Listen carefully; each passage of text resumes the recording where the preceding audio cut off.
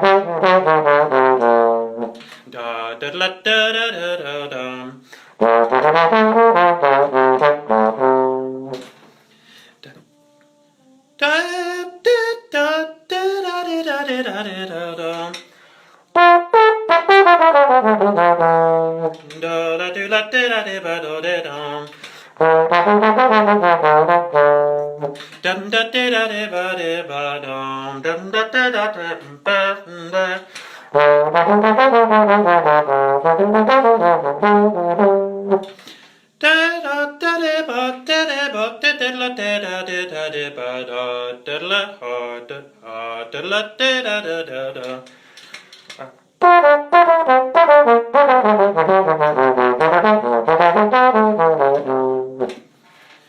Stuff like that. Basically, whatever I play is how I sing it, more or less. For those of you who didn't hear, I'll give you a couple more examples. I'm just playing in the key of F right now. Da da da da da ba da da da da da da da da ba da bom do da dum dum da da do ba da ba da da.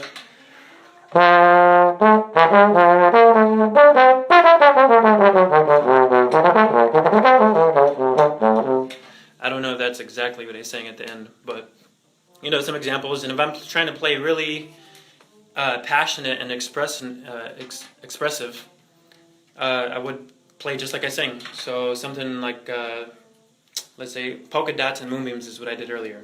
So da da da da da da da da da da bum. Da da da da da da da da.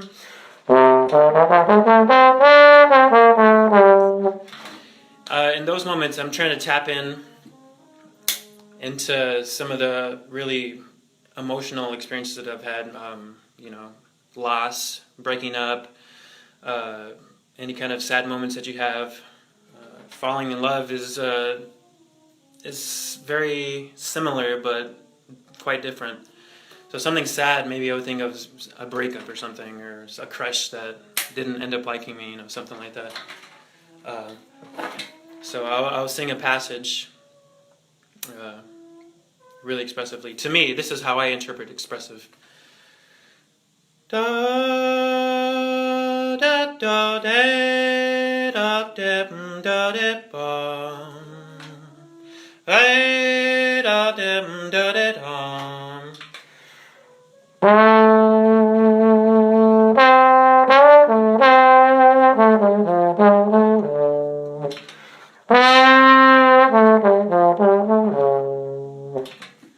Way down dum da da da dum.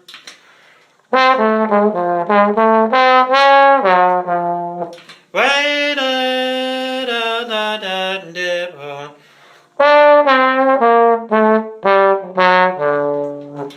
Do da da da da da let lo ba.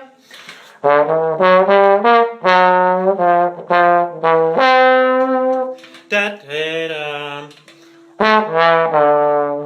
Da dum ba. Okay, yeah. So if I were trying to portray happiness, this is actually a tough one for me. I would think of like Louis Armstrong, something really exciting that gets you energetic, getting really excited about something. Maybe you're taking a trip over to Disneyland or getting a new horn, going to a new school maybe. That could be nervousness too, which you also portray sometimes, maybe not on purpose. So something exciting.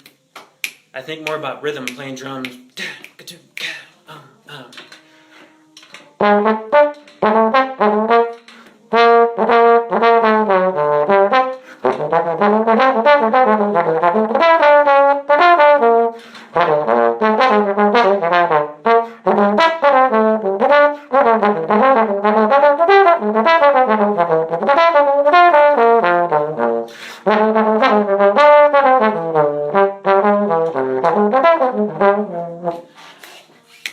You know,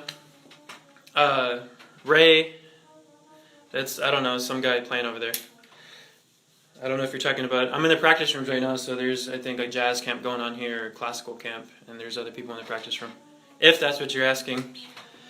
So yeah, that's me trying to get excited. I do the best I can, but a lot of the times my technique isn't good enough, or I haven't worked a lot of these things out, because to be honest, what I have practiced is fundamental warm-up stuff. As a brass player, you have to do basic stuff to keep your chops in shape. So I do have my bouts where I go through a period of really shedding the stuff I want to, but it doesn't last for more than a week. It seems like usually I just get to the basic fundamental stuff, and if there's some music I have to practice and prepare for, then I'll do that. But yeah, that's me trying to get excited. It makes it harder too if you have tricky chord changes you're not familiar with or you haven't practiced. So now on to the next thing. I'm going to be talking about influences. Early on, when I got to college, I listened to trombone players a lot, particularly J.J. Johnson and Frank Rosalino were some of my favorites. Just the way they could play the trombone and really swing hard. J.J. had more of a clarity, very clean style of playing, a really strong command of the instrument too. And Rosalino had some of that too, but just the way he fretted and the way he swung, everything he played just felt good. I was also into classical trombonist at the time, of course. I was doing an undergrad in performance, mostly classical music, though I did jazz band and all that stuff on the side. Going on after that, I really got into bird when I changed my embouchure. I figured if I really want to learn how to play jazz, that was my ultimate goal, and not just I want to learn how to play trombone, jazz trombone, but just jazz. So like when I play, you can hear that is jazz. That's not just trombone. It's good to learn how to play trombone too. It's very important. But jazz. So I started looking at the Omni book. My ear was okay, not very great. So I used the Omni book to learn a lot of Charlie Parker's language. And that's where a lot of modern day vocabulary and bebop language comes from, Charlie Parker. So I was into him, and there's something, if you listen to this stuff enough, it has a certain beauty and sophistication about it. You can start to hear what they're saying, almost like the technique doesn't even matter after a while. It's like what they're trying to say. It's their intention and where they're coming from. So I feel that's always going to come out, unless you're just sitting there playing scales and arpeggios, and that's another thing. But I feel like the feeling and your emotions are always going to come out in your playing, no matter what level of technical proficiency that you're at. So I got into bird, and the way he swung too, if you check out his version of Cherokee, I think it's him and just a guitar player from the 1940s, maybe 46 or 43. Oh man, it's so swinging, he's killing, he's playing a ton of language, quoting a bunch of stuff. There's one he does, I think it's Popeye the Sailor Man. You know, Then after that, I got into all sorts of people. Coltrane. Coltrane has a certain sound. It's deep, man. I know they always talk about him being religious or spiritual, but it's more about just going deep. I feel like if you can shed that much and really develop and look into something deeply, just spend a lot of time with it, then you can really figure out a lot about humanity, the universe, yourself. And that's what Train did. You know, I'm sure you're aware of, if you know anything about John Coltrane, he practiced a ton, like nonstop. Was known to fall asleep with the saxophone on his chest. His gums were bleeding at a certain point, or maybe his lip was. He would just practice nonstop. He was a monster. During the gig, in between set breaks, in between tunes, before he went up, he was, from what I hear and understand and read, that's what Coltrane did, just nonstop shedding and was searching and searching. There's a certain curiosity that he had. And I feel that the greatest people have a curiosity. They just really want to know and learn as much as they can.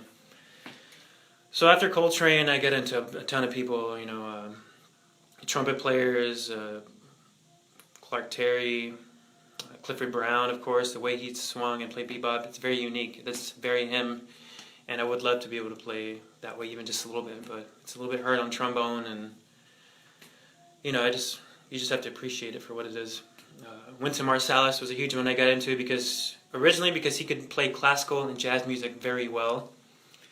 So that's what originally got me to him. And after a while, he does certain things that I appreciate and really enjoy listening to. And trying to practice, of course, he's a monster. He's another guy that practiced a ton and has a high level of understanding.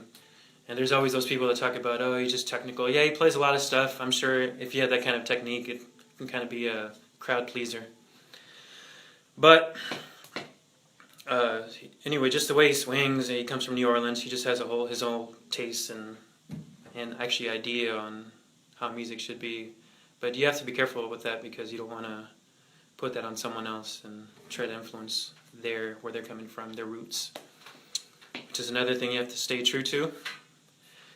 And then, of course, there's Louis Armstrong. I got into pops because of Wynton Marsalis. I used to think it was like old music, but after a while, you know, I think your taste changes. It's an acquired taste, and it's different for everyone. Some people like pops right off the bat, some people don't. Another guy I got really into was Brandon Lee. He's coming from like the Wynton Marsalis school, but he said his brother was a drummer when he was talking to us at Brevard Jazz Camp last summer. His brother was a drummer, and he grew up playing in church, so he always had that sound in his background. He'd try to play like a drummer and just really syncopate stuff and swing hard and do unexpected rhythms and hits. JP. So that's what I try to do sometimes. The only thing with that, you have to keep track of where you're at in the form, and that's one thing I've been working on over the last couple of years, and I've had trouble with. It's fun to play like that, but if you get lost, unless you have like a really great ear and you know where you're at all the time, if you get lost, then it kind of sucks. You're sitting there looking really awkward, and you don't know when to stop or come in, and it's a mess. But basically, this is where musicality comes into play. This is how I view being musical and true to myself. Just, I think, being honest with yourself and respectful of those around you is what makes someone musical. And it's different for everyone. You know, we all have different tastes. We don't like this show. We like that show. We don't like this person. Some people love this kind of person. Some people don't like you. Some people love you. It's just different for everyone. So before we go, I just want to say I'm still learning, and I try my best to stay true to myself and learn from other people and stay open. But everyone has their limits on that. I'm going to do a couple more examples of singing and playing what I hear. I'll do some piano stuff too. So I think I was playing in the key of F earlier. So here's how I would sing it. I always start with the singing because it's the most natural instrument to anyone. So da da de ba de ba da da da da da de ba da da da da da da da da.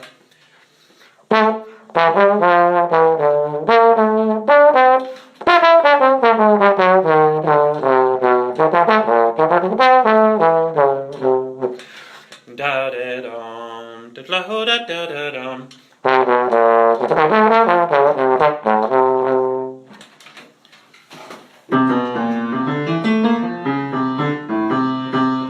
Da da da ba ba ba.